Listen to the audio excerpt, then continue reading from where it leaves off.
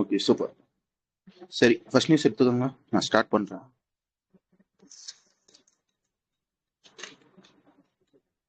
எடுத்துட்டீங்களா? நான் ஸ்டார்ட் பண்ணலாம் தானே? December 19 first news. சரியா? ஆக்சுவலா என்னன்னா வந்து மத்திய பிரதேசல வந்து ஒரு டேட்டா சொல்லியிருப்பாங்க. என்ன டேட்டா சொல்லியிருப்பாங்கன்னா வந்து இந்த ஆக்சிடென்ட் வந்து நடக்கும் பார்த்தீங்களா? எந்த மாதிரி ஆக்சிடென்ட் வந்து இந்த வண்டி போய் வந்து அனிமல்ஸ் வந்து ஹிட் பண்றது, இந்த மாதிரி ஆக்சிடென்ட் வந்து நடக்கும் பார்த்தீங்களா? மத்திய பிரதேசல மட்டும் நல்லா பார்த்துக்கோங்க. வருஷத்துல இந்த மத்திய பிரதேசல மட்டும் இந்த மாதிரி வந்து வண்டி வந்து அனிமல்ஸ் வந்து ஹிட் பண்ணி ஆக்சிடென்ட் நடந்தது வந்து எத்தனை ஆக்சிடென்ட் நடந்ததுன்னா 237 ஆக்சிடென்ட் வந்து நடந்திருக்கான். சரியா? அதுல வந்து 94 அனிமல்ஸ் வந்து செத்துருக்கு அப்படின்றதே சொல்லியிருப்பாங்க. இந்த மாதிரி விஷயங்களா இருக்கும் பாத்தீங்களா? இந்த அனிமல் வந்து சாகுறதை வந்து குறைக்கணும் அப்படின்றதுக்காக புதுசா ஒரு விஷயத்த வந்து கொண்டு வந்திருக்காங்க. யார் இந்த விஷயத்த வந்து கொண்டு வந்திருக்கான்னு பாத்துக்கோங்க. National highway authority of India, அவங்க தான் இந்த விஷயத்த வந்து லான்ச் பண்ணியிருப்பாங்க. அப்படி என்னத்தை தான் லான்ச் பண்ணியிருக்காங்கன்னா வந்து ஒரு ரோடு மாதிரி, எந்த ரோடுன்னு பாத்துக்கோங்க, வைல்ட் லைஃப் சேஃப் ரோட் அப்படின்ற ஒரு ரோட வந்து லான்ச் பண்ணியிருக்காங்க. இல்ல அப்படி என்னடா சிறப்பம்சம் இருக்கீங்கன்னா 3 சிறப்பம்சம் இருக்கும். ஃபர்ஸ்ட் விஷயம் என்னன்னு கேட்டீங்கன்னு வச்சுக்கோங்களேன். இது ஒரு படம் எடுத்து வச்சிருந்தேன், ஒரு நிமிஷம் இருங்க. மொத்தம் வந்து 3 விஷயம். சரியா?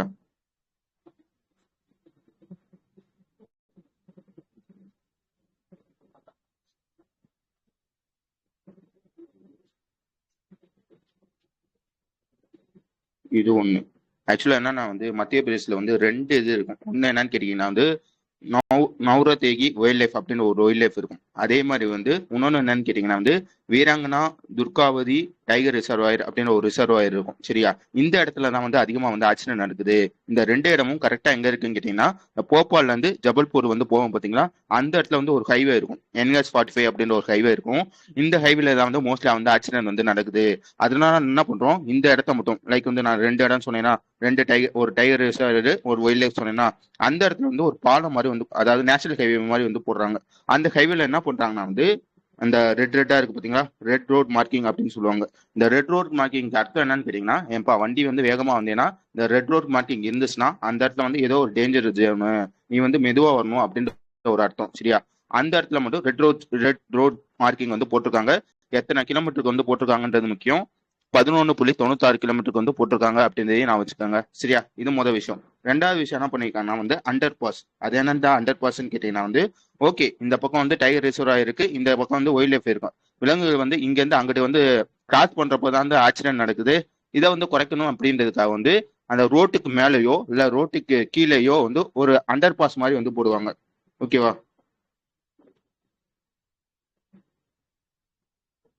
இது இப்படி இருக்கும். சரியா? இதுல என்ன பண்ணுவாங்க வந்து வண்டி மட்டும் அப்படியே கீழே போயிட்டே இருக்கும். அந்த விலங்குகள் வந்து அது பாட்டுக்கு வந்து இந்த பக்கம் போறது அந்த பக்கம் போறது இந்த மாதிரி விஷயத்த வந்து பண்ணிக்கிறோம். இதனாலேயும் ஆக்சிடென்ட் வந்து நாங்க வந்து குறைக்க போறோம். இந்த அண்டர் பாஸ் வந்து என்ன சொல்லிப்பாங்க வந்து கிட்டத்தட்ட வந்து இது வரைக்கும் வந்து 25 வைல்ட் லைஃப் அண்டர் பாஸ் வந்து நாங்க வந்து போட்டிருக்கோம், அந்த மாதிரி வந்து சொல்லியிருப்பாங்க. அடுத்து வந்து மூணாவது விஷயம் என்ன பண்ணிருப்பாங்க வந்து வேலி வந்து கட்ட போறாங்க. எத்தனை ஃபீட்டுக்கு வந்து பார்த்துக்காங்க, 8 ஃபீட்டுக்கு வந்து நாங்க வந்து வேலி வந்து கட்ட போறோம். அந்த வேலி வந்து எந்த மாதிரி வேலினா வந்து அயன் வேலி வந்து கட்ட போறோம். இதனால வந்து விலங்குகள் வந்து ரோட்டுக்கு வந்து வரதை வந்து நாங்க வந்து தடுப்போம். இந்த மாதிரி இந்த 3 விஷயத்து மூலியமா வந்து நாங்க வந்து ஆக்சிடென்ட் வந்து குறைப்போம் அப்படின்றத சொல்லியிருப்பாங்க. புரிஞ்சுச்சு தானே? இது எந்த ப்ராஜெக்ட் கீழே வந்து பண்றாங்கன்னு பாத்துக்கோங்க. நேஷனல் கிரீன் ஹைவே இனிஷியேட்டிவ் அப்படின்னு ஒரு இனிஷியேட்டிவ் இருக்கும். அதாவது national national highway authority of இந்தியாவோட கிரீன் ஹைவே இனிஷியேட்டிவ் அப்படின்ற ஒரு இனிஷியேட்டிவ் இருக்கும். இந்த இனிஷியேட்டிவ் வந்து என்னது புரியல, என்ன சொன்னேன் லாஸ்டா? இந்த இனிஷியேட்டிவ்ல வந்து ஒரு பாலிசி இருக்கும், கிரீன் ஹைவே பாலிசி 2015 அப்படின்னு ஒரு பாலிசி இருக்கும். இந்த பாலிசியோட குறிக்கோள் என்னன்னு கேட்டீங்கன்னா 2025 இந்த மாதிரி வந்து 122 கோடிக்கு எந்த மாதிரி பார்த்துக்கோங்க, இந்த ஹைவே ப்ராஜெக்ட்டுக்கு மட்டும் 122 கோடி வந்து ஒதுக்கணும் அப்படின்றது தான் இந்த ப்ராஜெக்டோட குறிக்கோள் அப்படின்றதையும் நான் வச்சுக்கணும். இது வந்து ஒரு ஸ்டாட்டிக். என்ன சொல்லணும் திருப்பி? புரியல. ஒன்றும் இல்லைங்க, ஒரு ஹைவே வந்து போடுறாங்க. சரியா? அந்த ஹைவே போடல, ஆல்ரெடி வந்து NH-45 அப்படின்னு ஒரு ஹைவே இருக்கும். அந்த ஹைவேல வந்து அதிகமா வந்து ஆக்சிடென்ட் நடக்குது. ஆக்சிடென்ட்டை குறைக்கணும் அப்படின்றதுக்காக 3 விஷயம் வந்து பண்றாங்க. ஃபர்ஸ்ட் வந்து இந்த ரெட் மார்க். சரியா? ரெட் மார்க் போட்டாங்கன்னா அதுக்கு அர்த்தம் என்னன்னு கேட்டீங்கன்னா இது வந்து டேஞ்சர் ஒன்று, நீ வந்து மெதுவா வரணும் அப்படின்ற ஒரு அர்த்தம். அது முதல் விஷயம் வந்து பண்றாங்க. ரெண்டாவது விஷயம் என்ன பண்றாங்கன்னா வந்து அண்டர் பாஸ். சரியா? லைக் வந்து வண்டி வந்து கீழே போகும், இல்லைன்னா வந்து விலங்குகள் வந்து கீழே போகும், வண்டி வந்து மேலே போகும். விலங்குகளுக்கும் அந்த வண்டிக்கு வந்து எந்தவித டச்சும் இருக்காது. அதுதான் வந்து அண்டர் பாஸ்ன்னு சொல்லுவாங்க. அடுத்து வந்து மூணாவது விஷயம் வந்து ஒரு வேலி போடுறது. வேலி போட்டுட்டா வந்து விலங்குகள் வந்து இந்த ரோட்டுக்கு வந்து வராம வந்து தடுக்கலாம் பாத்தீங்களா. இந்த 3 விஷயத்தையும் போய் இந்த 3 விஷயத்து வழியா வந்து நாங்க வந்து ரோடு ஆக்சிடென்ட் வந்து குறைப்போம், அதாவது அனிமல் ஆக்சிடென்ட் வந்து குறைப்போம் அப்படின்றத சொல்லியிருப்பாங்க. விளங்குச்சு தானே? அதுல அந்த 11 கிலோமீட்டரு, அதுக்கப்புறம் வந்து இந்த NS-45, ஒரு வைல்ட் லைஃப் ஒன்று சொன்னேன், அதுக்கப்புறம் வந்து ஒரு டைகர் ரிசர்வாயர் சொன்னேன்.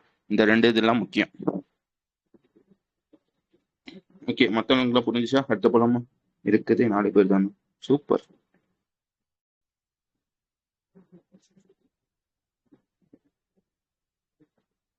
ஓகே, அடுத்த விஷயம் என்னன்னா வந்து telecom regulatory authority of India இருப்பான் பாத்தீங்களா. அவன் வந்து ஒரு விஷயத்த வந்து பண்ணியிருப்பாங்க. என்னன்னா வந்து, ஓகே நீங்க இந்த இன்சூரன்ஸ்லாம் வந்து போடுறீங்க பாத்தீங்களா, அப்போ வந்து இப்போ இன்சூரன்ஸே போடுறீங்கன்னா வந்து அப்பப்போ வந்து கால் வந்து வரும். இந்த பருப்பா நீ வந்து இந்த இந்த ஸ்கீம்ல வந்து இன்சூரன்ஸ் வந்து போட்டிருக்க, உனக்கு வந்து இந்த நாளுக்குள்ள வந்து நீ வந்து ப்ரீமியம் கட்டணும், அதே மாதிரி வந்து நீ வந்து KYC அப்டேட் பண்ணணும். அப்பப்போ வந்து இந்த மாதிரி வந்து இன்ஃபர்மேஷனுக்காக அப்பப்போ உனக்கே வந்து கால் வரும். இதுல என்ன பிரச்சனை இருக்குன்னா வந்து, இது வந்து எப்படி சொல்றது, உண்மையாவும் கால் பண்றாங்க, ஸ்கேம் காலும் வந்து வருது. இதை குறைக்கணும் அப்படின்றதுக்காக வந்து TRAA, அதாவது telecom regulatory authority of India என்ன சொல்லியிருக்காங்கன்னா, என் இன்சூரன்ஸ் கம்பெனி, அதாவது இந்த IRDA கீழே வர IRDA ரெகுலேட்டரி பண்ற இன்சூரன்ஸ் கம்பெனிலாம் இருக்கும் பார்த்தீங்களா, இனிமே நீ வந்து கஸ்டமருக்கு வந்து கால் பண்ணணும்னா வந்து உன்னோட அந்த நம்பர் இருக்கும் பார்த்தீங்களா, அந்த சீரியஸ் வந்து 1600 அப்படின்ற ஒரு சீரியஸ்ல தொடங்குற நம்பர் வழியா மட்டும்தான் வந்து நீ வந்து கால் பண்ணணும் அப்படின்ற புதுசா ஒரு ரூல்ஸ் வந்து கொண்டு வந்திருக்காங்க. ஒன்ஸ் வந்து 1600 அப்படின்ற ஒரு நம்பர்ல இருந்து கால் பண்ணுச்சுன்னா எனக்கே தெரிஞ்சிடும், ஓகே இது வந்து அபிஷியல் கால், இதை வந்து நம்பி வந்து நம்ம வந்து இன்ஃபர்மேஷன் வந்து ஷேர் பண்ணலாம் அப்படின்ற ஒரு நம்பிக்கை வந்து வரும் பாத்தீங்களா. இந்த ஸ்கேம் வந்து குறைக்கணும், அதை வந்து மக்கள் ஏமாறுறதை வந்து தடுக்கணும் அப்படின்றதுக்காக இந்த விஷயத்த வந்து பண்றாங்க. யார் பண்றாங்க பாத்தீங்கன்னா, ட்ராய் தான் வந்து பண்றாங்க. Already RBI, SEBI, PFRDA, BFSI அதுல வந்து ஆல்ரெடி கொண்டு வந்துட்டாங்க. இப்ப இன்சூரன்ஸ்லயும் கொண்டு வந்துட்டாங்க அப்படின்றதுதான் விஷயம். புரிஞ்சிச்சு தானே? சொல்லுங்க, இருக்கு 4 பேர். இது எப்பக்குள்ள வந்து நீ வந்து நடைமுறைப்படுத்திருக்கணுமா, February 2025 15ஆம் தேதிக்குள்ள வந்து நீ வந்து நடைமுறைக்கு வந்து கொண்டு வந்திருக்கணும் அப்படின்லாம் சொல்லியிருப்பான். வேற எதுவும் இதுல இருக்காது. ஓகே, அடுத்த விஷயம் என்னன்னா வந்து, இது ஒரு கதை. இது என்ன கதைன்னா வந்து, உதாரணத்துக்கு ஒரு கம்பெனி எடுத்துக்காங்க, XYZ அப்படின்னு ஒரு கம்பெனி எடுத்துக்காங்க. அந்த கம்பெனிக்காரன் என்ன பண்றான், புதுசா வந்து ஒரு மிஷினை வந்து வாங்குறான். ஒரு ரோபோட்டிக் மிஷினே வந்து வாங்குறான்னு வச்சுக்கோங்க. வெளிநாட்டுல இருந்து வாங்குறான் அப்படின்னு வச்சுக்கோங்க. ஆனா வந்து இதுல என்ன பிரச்சனை இருக்குன்னா வந்து, இந்த மிஷினை வந்து வாங்கிட்டு உடனடியாக அவனால யூஸ் பண்ண முடியுமான்னு கேட்டீங்கன்னா கிடையாது. ஆனா வந்து அது வந்து வெளிநாட்டுல இருந்து தான் வாங்கியிருக்கான், அது எப்படி வேலை செய்யும், ஏது வேலை செய்யும், அந்த எந்த விஷயமும் அவனுக்கு வந்து தெரியாது. ஒரு ஆள் வந்து அவங்களுக்கு வந்து சொல்லி தரணும். அதை வந்து மிஷினை வாங்கிட்டு வந்த பிறகு வந்து அதை எப்படிலாம் இன்ஸ்டால் பண்றது, அது எப்படிலாம் வந்து டெஸ்ட் பண்றது அப்படின்றது வந்து அங்க இருக்க ஸ்டாஃப்க்கு வந்து ஒரு ஆள் வந்து சொல்லி தரணும். இந்த சொல்லி தரது யாருன்னு கேட்டீங்கன்னா, ஆல்ரெடி வெளிநாட்டுல அந்த மிஷினை வந்து யூஸ் பண்ணிருப்பாங்க பாத்தீங்களா, யூஸ் பண்ணிருப்பாங்க இல்ல தயாரிச்சிருப்பாங்க பாத்தீங்களா, அவங்க வந்து வந்து சொல்லி தந்தாதான் வந்து அவங்களுக்கு வந்து கரெக்டா வந்து புரியும், எல்லா விஷயத்தையும் கத்துக்கிறவும் முடியும். ஆனா வந்து இந்த வெளிநாட்டுல இருந்து இந்தியாவுக்கு வருது பாத்தீங்களா, சும்மாலாம் வந்து வர முடியாது. விசா வந்து வாங்கணுமா, அந்த விசா வந்து இந்த மாதிரி இருக்கவங்களுக்கு வந்து ஒரு விசா வந்து கொடுப்பாங்க. அந்த விசாவோட பேர் பார்த்துக்காங்க, EB4. அதாவது எப்படி சொல்லுவோம்னா வந்து, ப்ரொடக்ஷன் இன்வெஸ்ட்மெண்ட் பிசினஸ் விசா அப்படின்னு ஒரு விசா இருக்கும். சரியா? இந்த விசா இருந்தா மட்டும்தான் வந்து நீ வந்து அங்க இருந்து இந்தியாவுக்குள்ள வந்து இந்த மாதிரி மிஷினை வந்து இன்ஸ்டால் பண்றதோ, அங்க இருக்கிறவங்களுக்கு வந்து ட்ரைனிங் கொடுக்குறதோ, இந்த மாதிரி விஷயத்த வந்து உன்னால வந்து பண்ண முடியும். இந்த விசா வாங்குறதுக்கு வந்து உனக்கு வந்து ஒரு விஷயம் வந்து தேவைப்படும். அது என்னன்னு கேட்டீங்கன்னா வந்து, ஸ்பான்சர்ஷிப் லெட்டர் அப்படின்னு ஒரு லெட்டர் இருக்கும். அதாவது, நான் தான்ப்பா இந்த மிஷினை வந்து வாங்கியிருக்கேன், எனக்கு சொல்லி தரதுக்காக தான்ப்பா அவன் அங்கிருந்து இங்க வர்றான் அப்படின்னு ஒரு டாக்குமெண்ட் மாதிரி, அந்த லெட்டர் மாதிரி இருக்கும். அந்த லெட்டரை கொடுத்தா மட்டும்தான் வந்து அந்த ஏர்போர்ட்ல வந்து அந்த விசா எல்லாம் கொடுப்பாங்க பாத்தீங்களா, இந்த விசா வந்து கொடுப்பாங்க. ஓகேவா?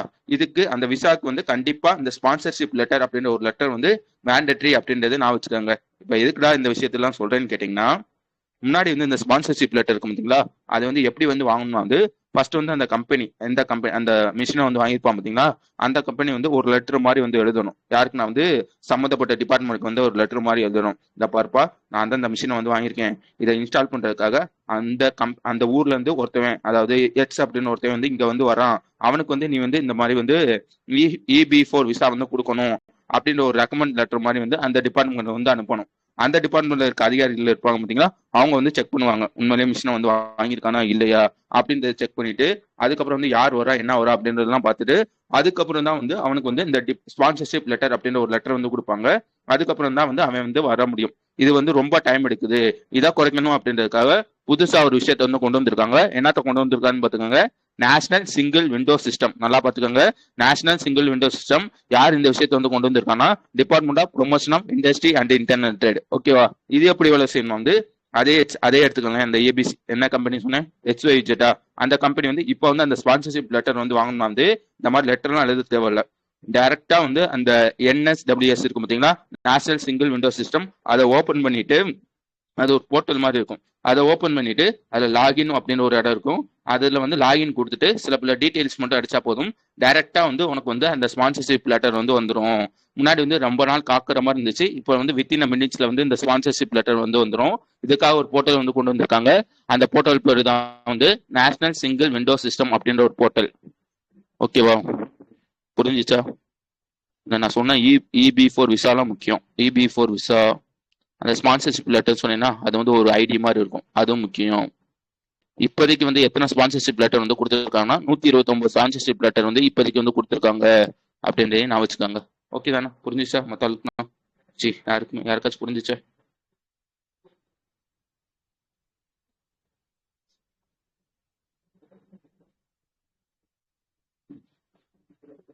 ஓகே, அடுத்த விஷயம் வந்து இதை நீங்களே பார்த்துருப்பீங்க. கூகுள் பேல வந்து புதுசாக ஒரு விஷயத்த வந்து லான்ச் பண்ணியிருக்காங்க. அது பேர் என்னன்னு கேட்டிங்கன்னா ஃப்ளெக்ஸ் அப்படின்றது அது பேர்.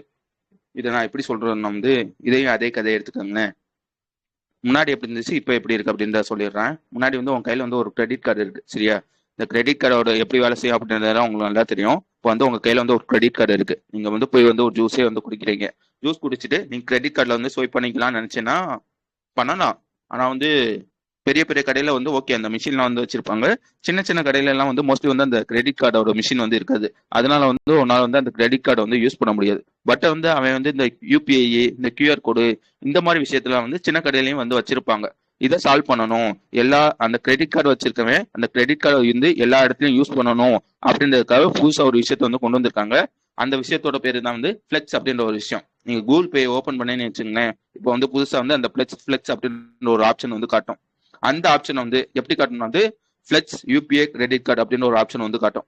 அந்த ஆப்ஷன் வந்து நீங்க கிளிக் பண்ணிட்டீங்கன்னு வச்சுக்கோங்களேன், அப்ளை அப்படின்னு ஒரு ஆப்ஷன் வரும்.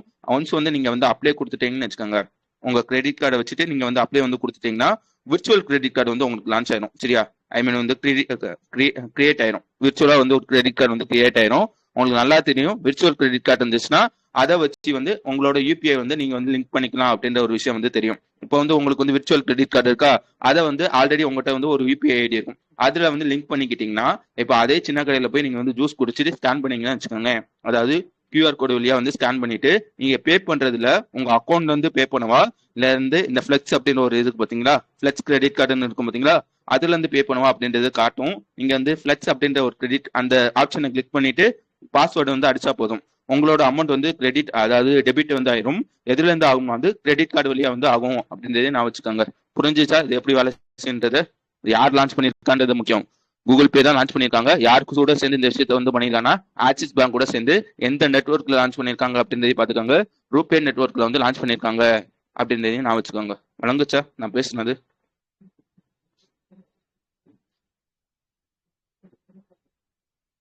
ஓகே, இது முதல் விஷயம். மொத்தம் 3 விஷயம் பண்ணியிருப்பாங்க. இது முதல் விஷயம். ரெண்டாவது விஷயம் என்னன்னா வந்து பாக்கெட் மணி அப்படின்ற ஒரு விஷயம். இப்ப அதே எடுத்துக்கோங்களேன்.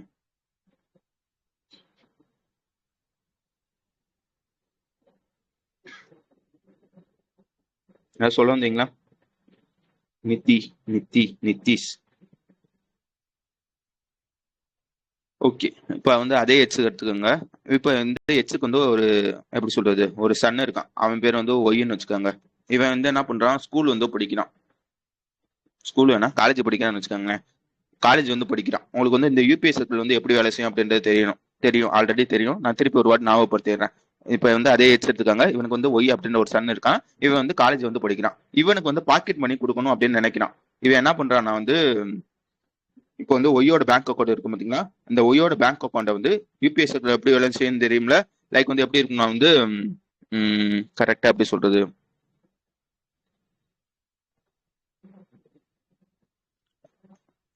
கூகுள் பே ஓப்பன் பண்ணிட்டீங்கன்னா UPI சர்க்கிள் அப்படின்னு ஒரு ஆப்ஷன் இருக்கும். சரியா? அந்த ஆப்ஷன்ல வந்து இந்த ஒய்யோட அக்கௌண்ட் இருக்கும் பாத்தீங்கன்னா, அதை வந்து நீங்க லிங்க் பண்ணிட்டீங்கன்னா இப்ப அந்த சன் இருக்கான் பாத்தீங்களா, அவன் வந்து அவன் அங்க இருக்க கேண்டீன்ல வந்து ஏதாவது சாப்பிட்டு வந்து பே பண்ணான்னு வச்சுக்கோங்களேன், அமௌண்ட் எங்க இருந்து போகும்னா அவங்க அப்பாவோட அக்கௌண்ட்ல இருந்து தான் போதும். இதுதான் வந்து யூபிஎஸ் சர்க்கிள். இதை பத்தி ஆல்ரெடி நம்ம படிச்சிருப்போம். அதுல வந்து இப்போ வந்து பாக்கெட் மணி அப்படின்னு ஒரு விஷயத்த வந்து கொண்டு வராங்க. என்ன சொல்றாங்கன்னா வந்து இந்த மாதிரி வந்து யூபிஎஸ் சர்க்கிள் வழியா வந்து நீ வந்து உன்னோட எட்ஸுக்கு வந்து சொல்லியிருப்பாங்க, இந்த வரப்பா மாசம் வந்து அதிகபட்சம் வந்து எவ்வளவுனா வந்து 15,000 முடிய வந்து உன்னோட சன் வந்து உன் அக்கௌண்ட் வழியாவே வந்து யூஸ் பண்ணிக்கலாம் அப்படின்ற ஒரு ஆப்ஷன் வந்து கொண்டு வந்திருப்பாங்க. அது இல்லாம என்னன்னா வந்து ஒவ்வொரு வாட்டியும் நீ அப்ரூவல் வந்து கொடுக்குற மாதிரியும், லைக் வந்து உன் சன் வந்து கொஞ்சம் எப்படி சொல்றது அதிகமா செலவு பண்ணுவான்னு நினைச்சேன்னா நீ வந்து அப்ரூவல் அப்படின்ற ஒரு ஆப்ஷன் இருக்கும். அவன் வந்து ஒவ்வொரு வாட்டி QR கோட் ஸ்கேன் பண்றப்ப உன்கிட்ட வந்து அப்ரூவல் கிடைக்கும். எஸ்ஸா நோவா சென்ட் பண்ணலாமா வேணாமா அப்படின்ற ஒரு அப்ரூவல் கிடைக்கும். அந்த ஒரு மாதிரி ஆப்ஷனையும் வந்து கொண்டு வந்துட்டாங்க அப்படின்றதான் விஷயம். புரிஞ்சிச்சா இல்ல தெளிவா சொல்லவா? பாக்கெட் மணில ரெண்டு விஷயம் இருக்கு. ஃபர்ஸ்ட் என்னன்னா வந்து மந்த்லி லிமிட் அப்படின்ற ஒரு விஷயம். ரெண்டாவது விஷயம் என்னன்னு கேட்டீங்கன்னா வந்து அந்த அப்ரூவல். ஓகே தானே? Okay super. அடுத்து வந்து மூணாவது விஷயம் என்னன்னு கேட்டீங்கன்னா வந்து இப்போ வந்து அதே எடுத்துக்கோங்களேன், சின்ன கடை சரியா, சின்ன கடையில் ஜூஸை குடிச்சிட்டீங்க, பே பண்ணிட்டீங்க. அந்த சின்ன கடைக்கு வந்து ஒரு ஆப்ஷன் வந்து கொண்டு வந்திருக்காங்க. என்ன ஆப்ஷன்னா வந்து இங்க பே பண்ண பிறகு அதுல ரேட்டிங் போடுற மாதிரி சரியா, இந்த ஸ்டார் போட்டு ரேட்டிங்லாம் போட்டுருவீங்களா, இந்த கடையில் வந்து ஜூஸ் நல்லா இருக்கு அந்த மாதிரி. ஒன்ஸ் வந்து நீங்க வந்து பே பண்ணிட்டீங்கன்னா அதுல கீழே வந்து ரேட்டிங் அப்படின்ற ஒரு ஆப்ஷன் வந்து புதுசா வந்து கொண்டு வந்திருக்காங்க. எதுக்காக வந்து நிறைய ரேட்டிங் கொடுத்தீங்கன்னா அந்த கடை வந்து நல்ல கடை அந்த மாதிரி வந்து அந்த கடைக்கு வந்து ஒரு அங்கீகாரம் வந்து கிடைக்கும் பார்த்தீங்களா. அதுக்காக வந்து யூனிஃபைட் கஸ்டமர் ரேட்டிங் அப்படின்ற ஒரு ஆப்ஷனும், அதே மாதிரி வந்து ஒரு ஆடு ஆடு இப்ப வந்து அதே சின்ன கடை இருக்குன்னு வச்சுக்கோங்க, அந்த கடையை பத்தி அது வந்து ஆட் போடணும்னா அவங்களுக்கும் ஒரு ஆப்ஷன் வந்து கொடுத்துருக்காங்க. ஜென் ஏஐ பவர் ஆட் அப்படின்ற ஒரு ஆப்ஷன் வந்து கொண்டு வந்திருக்கோம் அப்படின்றது சொல்லியிருப்பாங்க. புரிஞ்சிச்சா மூணு விஷயம்? ஃபர்ஸ்ட் என்னன்னு கேட்டீங்கன்னா வந்து இந்த ஃபிளெக்ஸ், ரெண்டாவது என்னன்னு கேட்டீங்கன்னா வந்து இந்த பாக்கெட் மணி, மூணாவது என்னன்னா வந்து இந்த ஸ்மால் மர்ச்சன்ட் இருப்பாங்க பாத்தீங்களா, அவங்களுக்கு வந்து ரேட்டிங் போடுறது இந்த ஆட் போடுறதுக்கு அதுக்காக வந்து புதுசா வந்து ஒரு ஃபீச்சர் வந்து கொண்டு வந்திருக்காங்க அப்படின்றதுதான் விஷயம். ஓகேவா? அடுத்து போலாமா?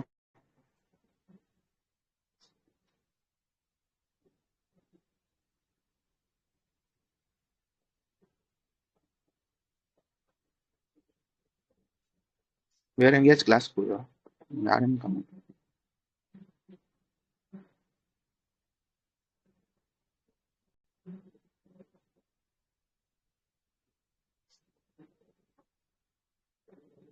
புரியலையா? சரி விடுங்க. அடுத்த விஷயம் வந்துருங்க. என்ஆர்ஐயோட எக்ஸ்டர்னல் அக்கௌண்ட் அப்படின்னு ஒரு அக்கௌண்ட் இருக்கும். அது என்னது புரிஞ்சுச்சா? என்ஆர்ஐக்கு வந்து ஆர்டினரி அக்கௌண்ட் அப்படின்னு ஒரு அக்கௌண்ட் இருக்கும், எக்ஸ்டர்னல் அக்கௌண்ட் அப்படின்னு ஒரு அக்கௌண்ட் இருக்கும், எஃப்சிஎன்ஆர் அப்படின்ற ஒரு அக்கௌண்ட் இருக்கும். இதை பத்தி நம்ம நிறைய வாட்டி பார்த்துட்டோம். இல்ல எக்ஸ்டர்னல் அக்கௌண்ட்னா என்ன?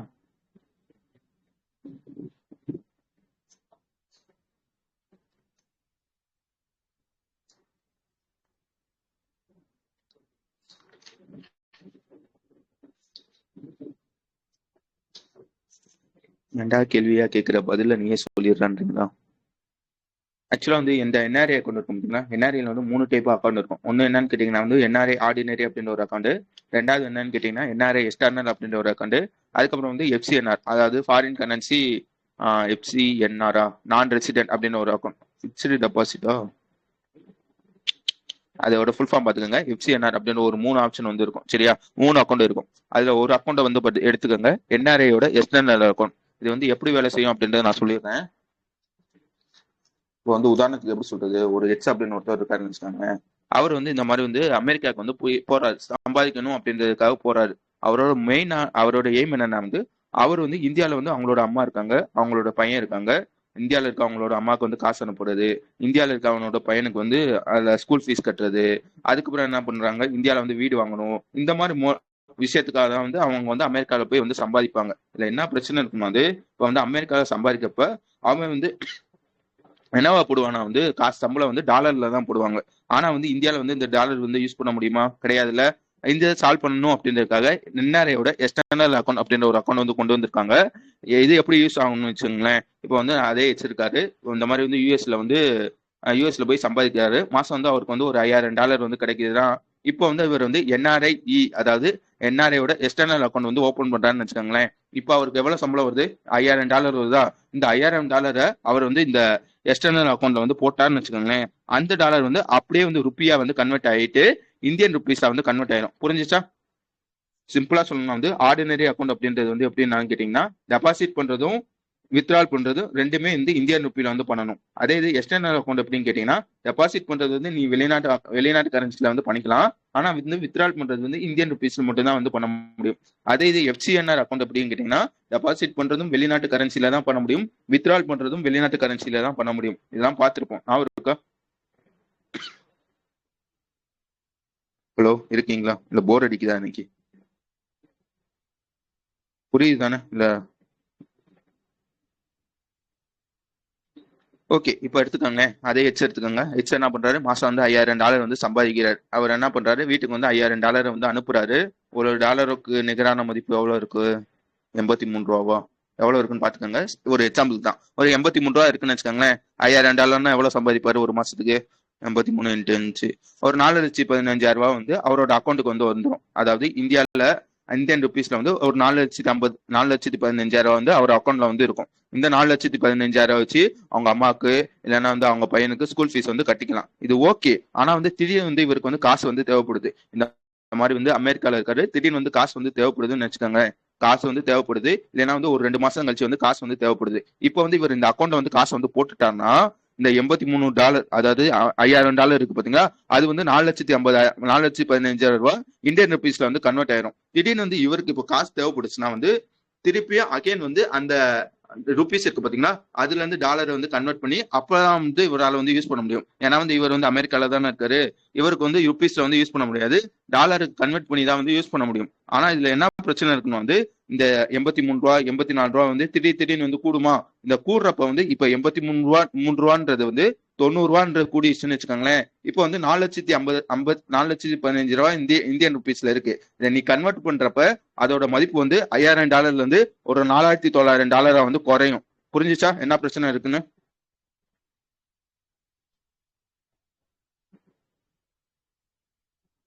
Okay, super. எல்லாத்துக்கும் புரிஞ்சுச்சு தானே?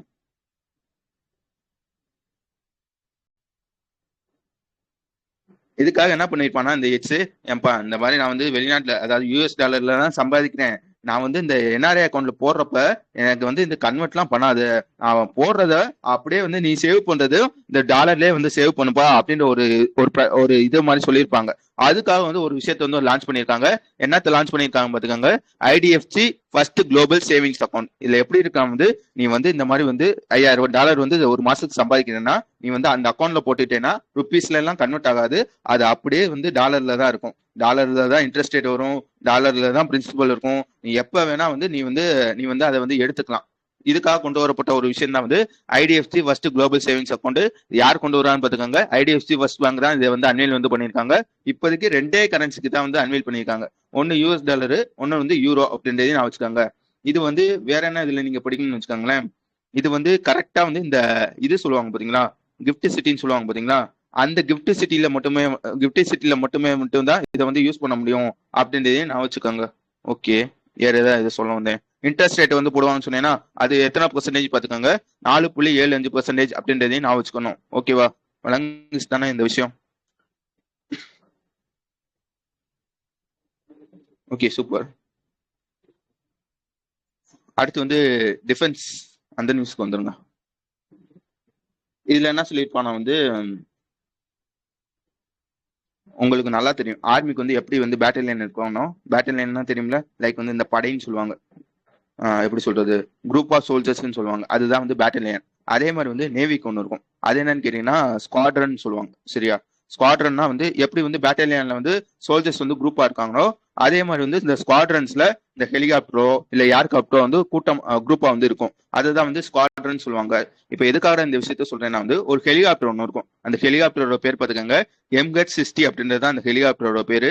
இதை யார் பில்ட் பண்ணுவான்னு கேட்டீங்கன்னா, யூஎஸ்ல வந்து ஒரு கம்பெனி ஒருத்தர் இருப்பான். அவன் பேர் என்னன்னு கேட்டீங்கன்னா லாக்ஹீட் மார்டின் அப்படின்ற ஒரு கம்பெனி இருப்பான். இவன் தான் இந்த ஹெலிகாப்டர் வந்து பில்ட் பண்ணுவாங்க. இவன்ட் வந்து நம்ம வந்து இந்தியாக்காரையை வந்து வாங்கியிருப்பாங்க. வாங்குறப்போ 1-2 தான் வாங்க மாட்டாங்க, குரூப்பா, அதாவது ஸ்குவாட்ரனா வந்து வாங்குவாங்க. ஆல்ரெடி வந்து ஒரு ஸ்குவாட்ரனை வந்து வாங்கியிருப்பாங்க, வாங்கி கமிஷனுக்கு வந்து கொண்டு வந்திருப்பாங்க.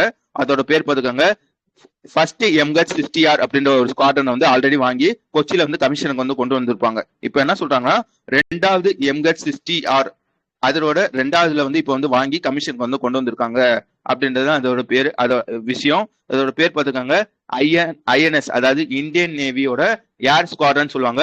335 அப்படின்றது தான் இதோட பேரு. இதை வந்து செல்லமா எப்படி சொல்லுவாங்கன்னா, செல்லமானா எப்படி சொல்றது, நிக் நேம் மாதிரி இருக்கும் பாத்தீங்களா, அது வந்து எப்படி சொல்லுவாங்கன்னா ஆஸ்பிரே அப்படின்னு சொல்லுவாங்க அப்படின்றதையும் நான் வச்சுக்கோங்க. புரிஞ்சுச்சா?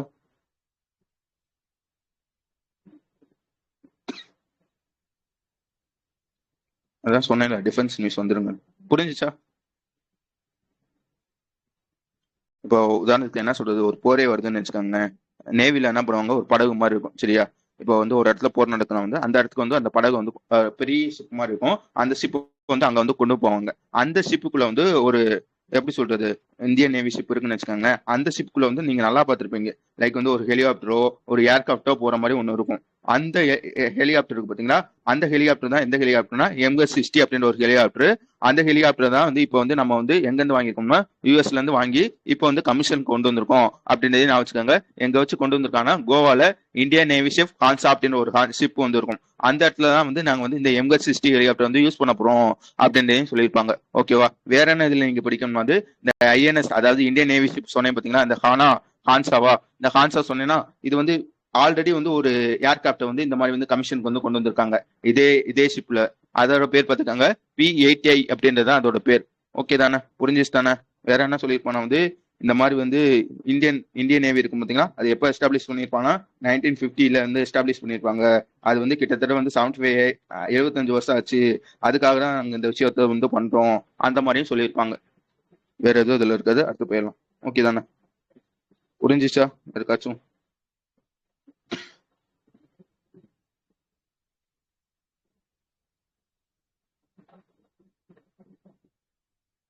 Okay super. அடுத்த விஷயம் வந்து 2 எக்ஸசைஸ் சரியா. ஃபர்ஸ்ட் எக்ஸசைஸோட பேர் பார்த்துக்கோங்க. ஃபர்ஸ்ட் எக்ஸசைஸோட பேர் பார்த்துக்கோங்க, டெசர்ட் சைக்கிளான்னு சொல்லுவாங்க. டெசர்ட் சைக்கிளான் இது வந்து இந்த வாட்டி எத்தனை எடிஷன் கேட்டீங்கன்னா 2வது எடிஷன். டெசர்ட் சைக்கிள் வந்து யார் யாருக்கும் நடக்கும்னா வந்து இந்தியாவுக்கும் UAEக்கும் வந்து நடக்கும். எங்க வச்சு நடக்குதுன்றது முக்கியம், அபுதாபியில வச்சு நடக்குது. ஓகேவா? இந்தியா சார்பா வந்து யார் வந்து கலந்துக்கிடுவானா ஒரு 45 பேர். எந்த ரெஜிமெண்ட் கேட்டீங்கன்னா மெஷினிஸ்ட் மெக்கானிஸ்ட் இன்ஃபேண்ட்ரி ரெஜிமெண்ட்னு சொல்லுவாங்க சரியா. மெக்கானிஸ்ட் இன்ஃபேண்ட்ரி ரெஜிமெண்ட்னு சொல்லுவாங்க. அவங்க தான் வந்து கலந்துக்கிறாங்க அப்படின்றதையும் நான் வச்சுக்காங்க. படிக்க வேண்டியது என்னன்னு கேட்டீங்கன்னா அந்த எக்ஸசைஸோட பேரு. அதுக்கப்புறம் வந்து யார் யாருக்கும் நடக்குதுன்னா இந்தியாவுக்கும் UAEக்கும் நடக்குது. எத்தனை எடிஷன் கேட்டீங்கன்னா 2வது எடிஷன். எங்க வச்சு நடக்குதுன்னு கேட்டீங்கன்னா அபுதாபியில. இந்தியா சார்பா வந்து ஒரு ரெஜிமெண்ட் வந்து கலந்துக்கிறாங்க. அதுல 45 பேர் இருப்பாங்க அப்படின்றதையும் நான் வச்சுக்கணும். ஓகே தானே? அடுத்த விஷயம் போயிடலாமா?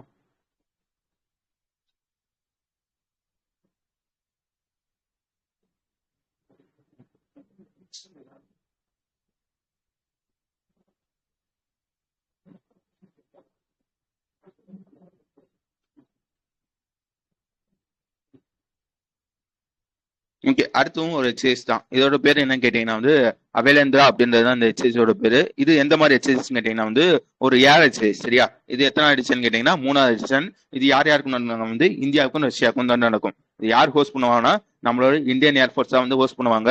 ஆல்ரெடி என்ன சொன்னேன், 3வது எடிஷன் சொன்னேன்னா ஃபர்ஸ்ட் எடிஷன் வந்து எப்போ நடந்திருக்கும் வந்து 2014லையும், செகண்ட் எடிஷன் வந்து 2018லையும், இப்போ வந்து தேர்ட் எடிஷன் வந்து நடக்குது. ஒரு எக்ஸசைஸ்னா என்னென்ன பிடிக்கும்னா வந்து ஃபர்ஸ்ட் வந்து அதோட பேரு அது பேர் என்ன, அவேலேந்திரா அப்படின்றது தான் அதோட பேரு. அதுக்கப்புறம் வந்து யார் யாருக்கு நடக்குதுன்றது முக்கியம், இந்தியாவுக்கும் ரஷ்யாவுக்கும் நடக்குது. எத்தனை எடிஷன்றது முக்கியம், 3வது எடிஷன். இது எந்த மாதிரி எக்ஸசைஸ்னா இது ஒரு ஏர் எக்ஸசைஸ் அப்படின்றத ஞாபகம். இந்தியன் ஏர்ஃபோர்ஸ் தான் வந்து ஹோஸ்ட் பண்றாங்க.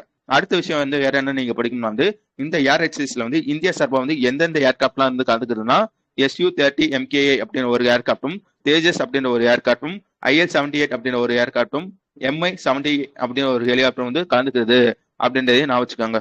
விளங்குச்சு தானே? அடுத்து போலாம் தானே?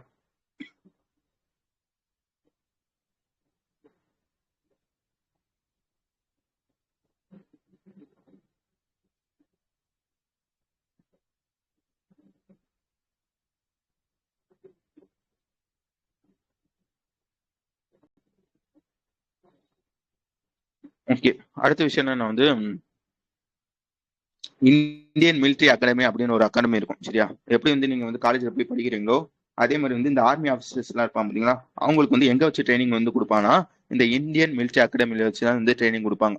லைக் வந்து அவங்க வந்து எப்படிலாம் வந்து அவங்க வந்து லீடர்ஷிப் வந்து பண்ணணும், அவங்க வந்து எப்படி ஃபிட்னஸா இருக்கணும், அதுக்கப்புறம் வந்து அவங்க வந்து எப்படி வந்து இந்த வெப்பன்லாம் வந்து ஹேண்டில் பண்ணணும் அப்படின்ற எல்லா ட்ரைனிங்கும் எங்க கொடுப்பாங்க வந்து இந்த இந்தியன் மிலிட்ரி அகாடமி அப்படின்ற ஒரு இடத்துல தான் வந்து இந்த ட்ரைனிங் வந்து கொடுப்பாங்க.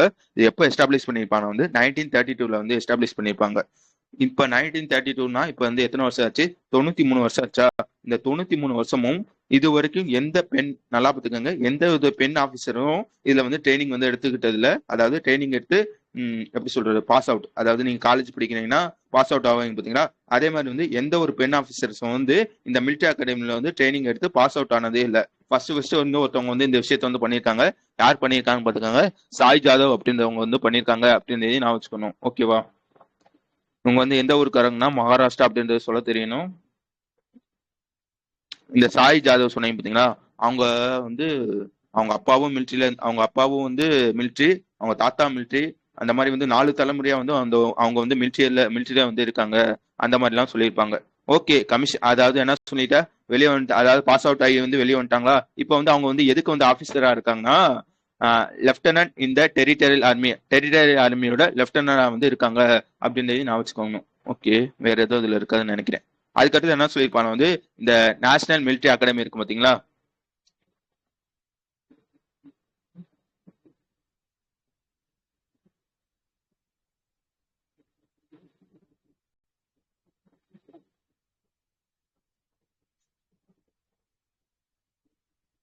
பேசுறது கேக்குதா? ஓகே, எது முடி கிடைச்சு கொஞ்சம் வேகமா சொல்லுங்க, எது முடி கிடைச்சு?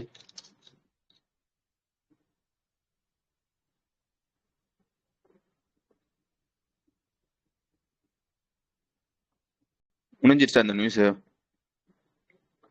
இப்போ வந்து இவங்க வந்து ஃபர்ஸ்ட் வந்து ட்ரைனிங் பாஸ் அவுட் ஆகி வந்து வெளியே வந்துட்டாங்க. இப்போ வந்து கரண்டா வந்து எத்தனை பேர் வந்து ட்ரைனிங்ல இருக்காங்கன்னா உமன்ஸ் 8 பேர் வந்து ட்ரைனிங்ல இருக்காங்க அப்படின்றதே நான் வச்சுக்கோங்க. இந்த பேட்ச் வந்து எப்போ ஆரம்பிச்சிருப்பாங்க வந்து 2022 வந்து ஆரம்பிச்சிருப்பாங்க அப்படின்லாம் சொல்லியிருப்பாங்க.